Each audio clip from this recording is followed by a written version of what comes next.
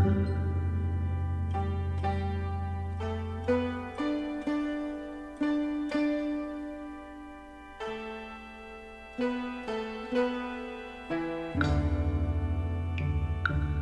just want to remind you of a few things in terms of movement in Tai Chi.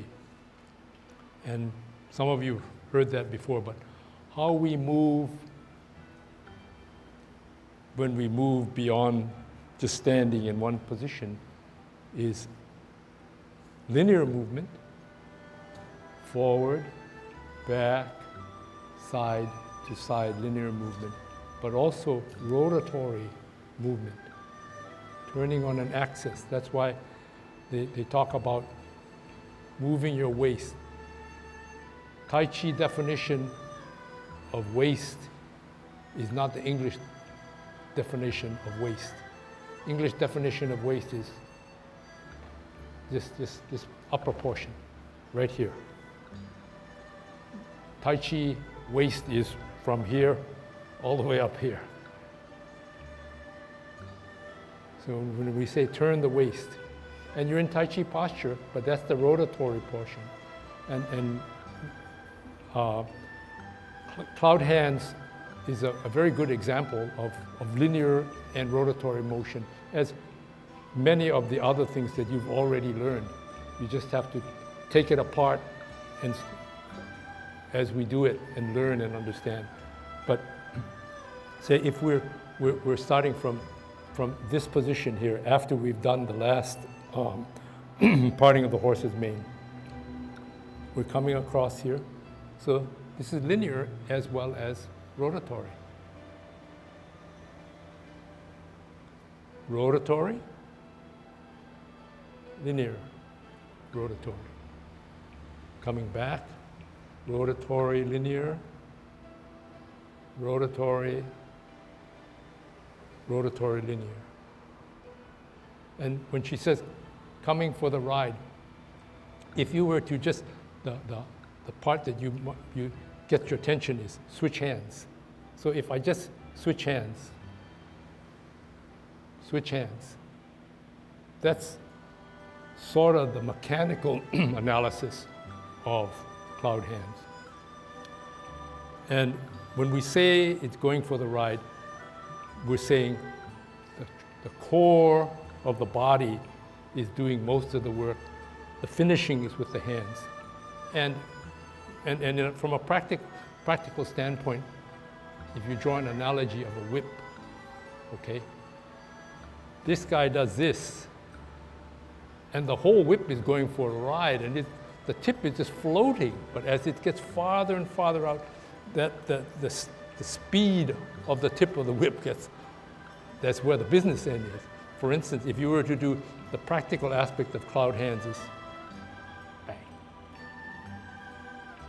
Catch the guy, come around this way, going slowly, bang. Okay?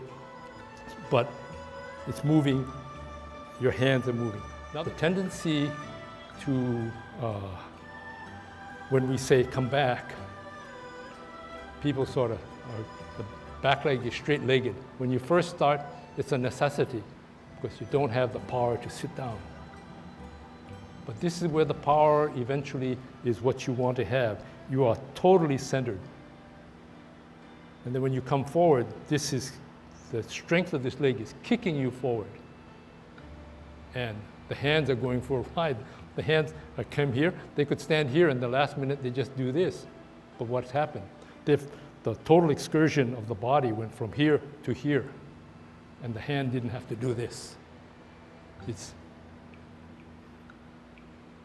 And you're down here because the body. So when she says sit back, literally try to sit back. It's not easy because your thighs will start to hurt.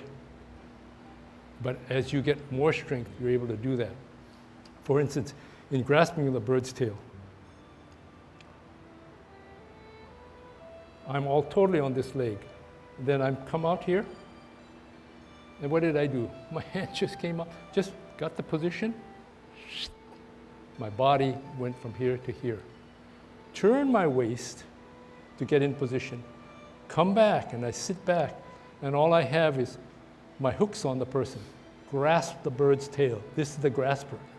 This one just guides, or if you were really trying to grab somebody, you grab him by the wrist, and you're guiding him, but you're pushing against his elbow.